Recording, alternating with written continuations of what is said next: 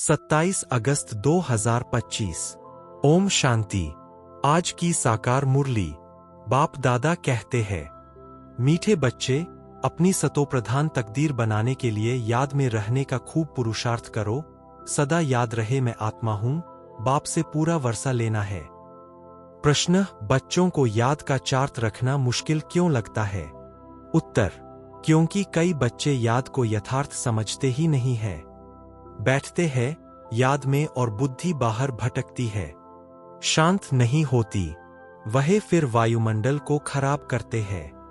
याद करते ही नहीं तो चार्ट फिर कैसे लिखें? अगर कोई झूठ लिखते हैं तो बहुत दंड पड़ जाता है। सच्चे बाप को सच बताना पड़े। गीत, तकदीर जगाकर आई हूं। ओम शांति। रूहानी बच्चों को फिर भी रूहानी बाप रोज रोज समझाते हैं कि जितना हो सके देही अभिमानी बनो। अपने को आत्मा निश्चय करो और बाप को याद करो, क्योंकि तुम जानते हो हम उस बेहद के बाप से बेहद सुख की तकदीर बनाने आए हैं। तो जरूर बाप को याद करना पड़े। पवित्र सतोप्रधान बनने बिगर सतोप्रधान तकदीर बना नहीं सकते। यह तो अच्छी रीति याद करो। मूल बात है ही एक। यह तो अपने पास लिख दो। बाह पर नाम लिखते हैं ना, तुम भी लिख दो। हम आत्मा है, बेहद के बाप से हम वर्षा ले रहे हैं। क्योंकि माया भुला देती है, इसलिए लिखा हुआ होगा तो घड़ी घड़ी याद रहेगी। मनुष्य ओम का व कृष्ण आदि का चित्र भी लगाते हैं याद के लिए। यह तो है नए नई याद। यह सिर्फ बेहद का बाप ही समझाते हैं। इस समझने से तुम सौभाग्यशाली तो क्या पदम भाग्यशाली बनते हो। बाप को न जानने कारण, याद न करने कारण कंगाल बन गए हैं। एक ही बाप है जो सदैव के लिए जीवन को सुखी बनाने आए हैं।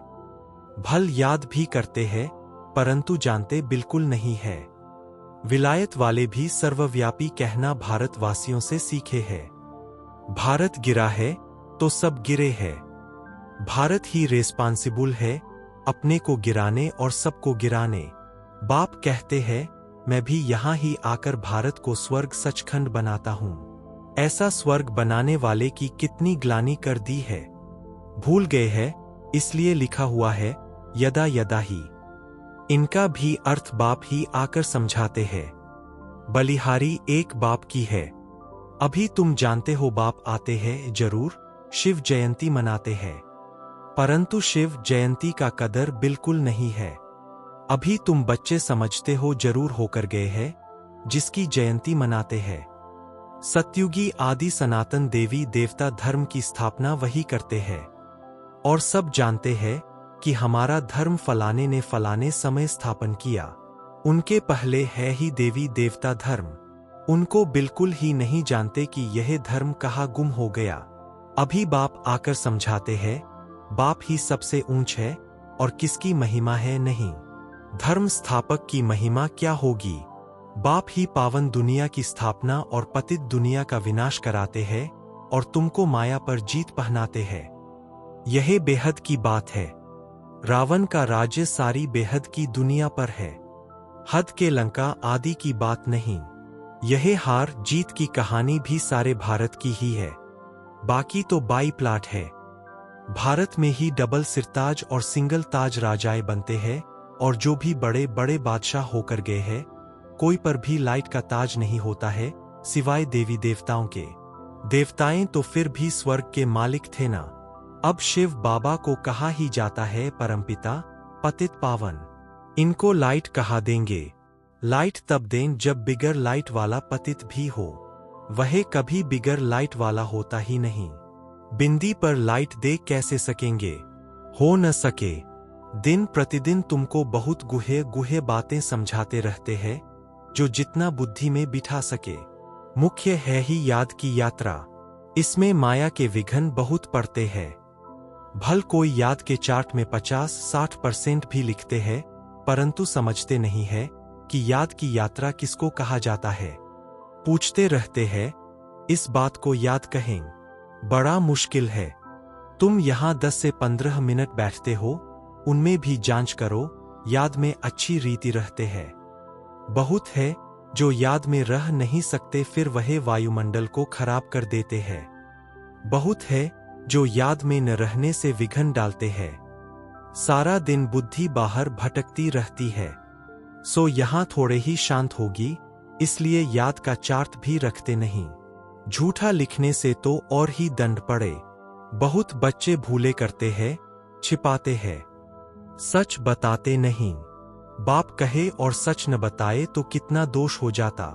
कितना भी बड़ा गंदा काम किया होगा तो भी सच बताने में लज्जा आएगी। अक्सर करके सब झूठ बताएंगे। झूठी माया, झूठी काया, है ना? एकदम देह अभिमान में आ जाते हैं। सच सुनाना तो अच्छा ही है और भी सीखेंगे। यहां सच बताना है। नॉलेज के साथ साथ याद की यात्रा भी जरूरी है, क्योंकि याद की यात्रा से ही अपना और विश्व का कल्याण होना है। नॉलेज समझाने के लिए बहुत सहज है, याद में ही मेहनत है। बाकी बीज से झाड़ कैसे निकलता है वह तो सबको मालूम रहता है। बुद्धि में 84 का चक्र है, बीज और झाड़ की नॉलेज होगी ना। बाप तो सत्य है, चैतन्य है, ज्ञान का सागर है। उनमें नॉलेज है समझाने के लिए। यह है बिल्कुल अनकॉमन बात। यह मनुष्य सृष्टि का झार है। यह भी कोई नहीं जानते। सब नेति नेति करते गए। ड्यूरेशन को ही नहीं जानते तो बाकी क्या जानेंगे। तुम्हारे में भी बहुत थोड़े हैं जो अच्छी रीति जानते हैं, इसलिए सेमिनार भी बुलाते हैं। अपनी अपनी राय दो। राय तो कोई भी दे सकते हैं। ऐसे नहीं कि जिनके नाम है उनको ही देनी है।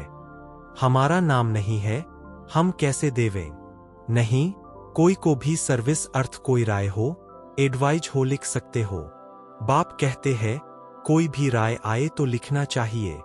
बाबा इस युक्ति से सर्विस बहुत बढ़ सकती है। कोई भी राय दे सकते हैं। देखेंगे किस किस प्रकार की राय दी है। बाबा तो कहते रहते हैं किस युक्ति से हम भारत का कल्याण करें, सबको पैगाम देवें। आपस में विचार निकालो, लिखकर भेजो। माया ने सबको सुला दिया है। बाप आते ही है जब मौत सामने होता है।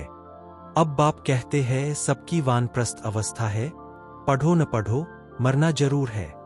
तैयारी करो न करो, नई दुनिया जरूर स्थापन होनी है।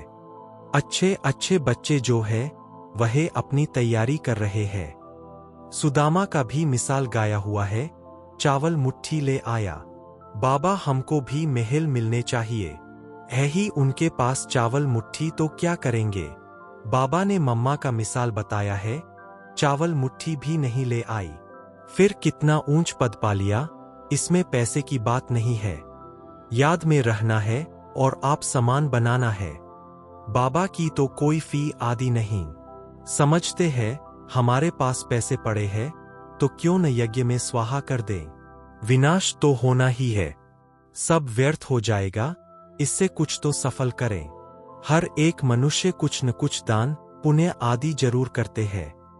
वह है पाप आत्माओं का पाप आत्माओं को दान पुण्य, फिर भी उसका अल्पकाल के लिए फल मिल जाता है। समझो कोई यूनिवर्सिटी कॉलेज आदि बनाते हैं, पैसे जास्ती है, धर्मशाला आदि बना देते हैं तो उनको मकान आदि अच्छा मिल जाएगा, परंतु फिर भी बीमारी आदि तो होगी ना। समझो किसने हॉस्पिटल आदि बनाई होगी तो करके तंदुरुस्ती अच्छी रहेगी, परंतु उनसे सब कामनाएं तो सिद्ध नहीं होती है। यहां तो बेहद के बाप द्वारा तुम्हारी सब कामनाएं पूरी हो जाती है।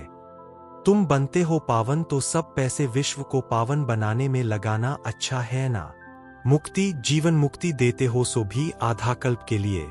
सब कहते हैं हमको शांति कैसे मिले, वह तो शांतिधाम में मिलती है और सतयुग में एक धर्म होने कारण वहां अशांति होती नहीं। अशांति होती है रावण राज्य में। गायन भी है ना, राम राजा राम प्रजा। वह है अमरलोक। वहां अमरलोक में मरने का अक्षर होता नहीं। यहां तो बैठे बैठे अचानक मर जाते हैं, इसको मृत्युलोक उसको अमरलोक कहा जाता है। वहां मरना होता नहीं। पुराना एक शरीर छोड़ फिर बालक बन जाते हैं। रोग होता नहीं। कितना फायदा होता है। श्री श्री की मत पर तुम एवर हेल्दी बनते हो। तो ऐसे रूहानी सेंटर्स कितने खुलने चाहिए। थोड़े भी आते हैं वह कम है क्या? इस समय कोई भी मनुष्य ड्रामा के ड्यूरेशन को नहीं जानते हैं। पूछेंगे तुमको फिर यह किसने सिखलाया है? अरे हमको बताने वाला बाप है। इतने ढेर बीके है, तुम भी बीके हो, शिव बाबा के बच्चे हो, प्रजापिता ब्रह्मा के भी बच्चे हो। यह है ह्यूमैनिटी का ग्रेट ग्रेट ग्रैंडफादर। इनसे हम बीके निकले हैं। बिरादरियां होती है ना, तुम्हारे देवी देवताओं का कुल बहुत सुख देने वाला है। यहां तुम उत्तम बनते हो फिर वहां राज्य करते हो। यह किसको बुद्धि में रह न सके। यह भी बच्चों को समझाया है, देवताओं के पैर इस तमोप्रधान दुनिया में पड़ न सके। जड़ चित्र का परछाया पड़ सकता है, चैतन्य का नहीं पड़ सकता। तो बाप समझाते हैं, बच्चे एक तो याद की यात्रा में रहो, कोई भी विकर्म न करो और सर्विस की युक्तियां निकालो। बच्चे कहते हैं, बाबा हम तो लक्ष्मी नारायण जैसा बनेंगे। बाबा कहते तुम्हारे मुख में गुलाब, लेकिन इसके लिए मेहनत भी करनी है। ऊंच पद पाना है तो आप समान बनाने की सेवा करो। तुम एक दिन देखेंगे एक एक पंडा अपने साथ 100-200 यात्री भी ले आएंगे। आगे चल देखते रहेंगे। पहले से थोड़े ही कुछ कह सकते हैं, जो होता रहेगा सो देखते रहेंगे। यह बेहद का ड्रामा है, तुम्हारा है सबसे मुख्य पार्ट बाप के साथ, जो तुम पुरानी दुनिया को नई बनाते हो। यह है पुरुषोत्तम संगम युग। अब तुम सुखधाम के मालिक बनते हो, वहां दुख का नाम निशान नहीं होगा। बाप है ही दुख हरता, सुख करता, दुख से आकर लिबरेट करते हैं। भारतवासी फिर समझते हैं इतना धन है, बड़े बड़े महल है, बिजलियां है, बस यही स्वर्ग है। यह सब है माया का पांप। सुख के लिए साधन बहुत करते हैं, बड़े बड़े महल मकान बनाते हैं, फिर मौत कैसे अचानक हो जाता है, वहां मरने का डर नहीं। यहां तो अचानक मर जाते हैं, फिर कितना शोक करते हैं, फिर समाधि पर जाकर आंसू बहाते हैं।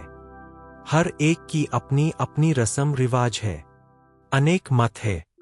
सतयुग में ऐसी बात होती नहीं, वहां तो एक शरीर छोड़ दूसरा ले लेते हैं। तो तुम कितना सुख में जाते हो, उसके लिए कितना पुरुषार्थ करना चाहिए। कदम कदम पर मत लेनी चाहिए। गुरु की व पति की मत लेते हैं, वह तो अपनी मत से चलना होता है। आसुरी मत क्या काम देंगी, आसुरी तरफ ही ढकेलेगी। अब तुमको मिलती है ईश्वरीय मत, ऊंचते ऊंच इसलिए गाया हुआ भी है श्रीमद् भगवानुवाच। तुम बच्चे श्रीमत से सारे विश्व को हेवन बनाते हो, उस हेवन के तुम मालिक बनते हो, इसलिए तुम्हें हर कदम पर श्रीमत लेनी है। परंतु किसकी तकदीर में नहीं है तो फिर मत पर चलते नहीं है। बाबा ने समझाया है, किसको भी अपना कुछ अक्ल हो, राय हो तो बाबा को भेज देवे। बाबा जानते हैं कौन कौन राय देने लायक है। नए नए बच्चे निकलते रहते हैं, बाबा तो जानते हैं ना कौन से अच्छे अच्छे बच्चे हैं।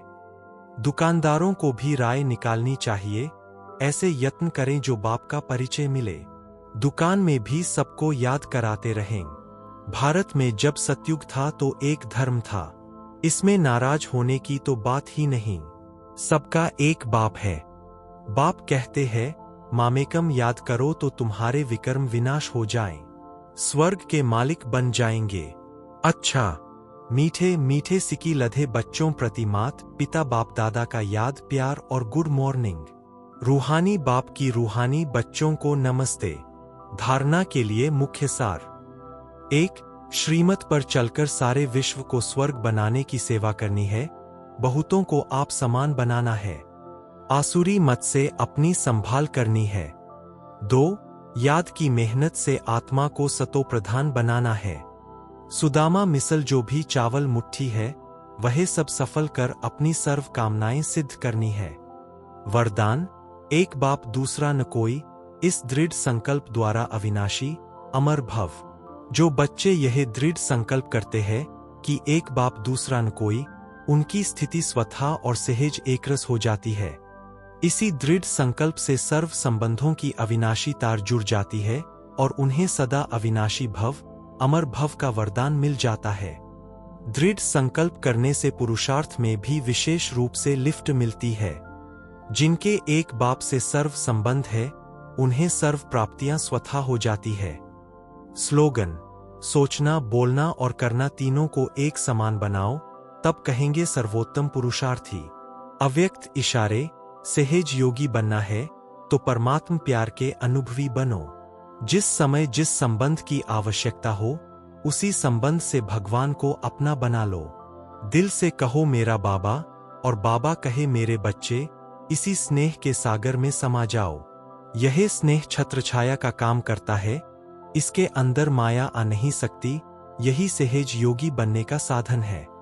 अच्छा, ओम शांति।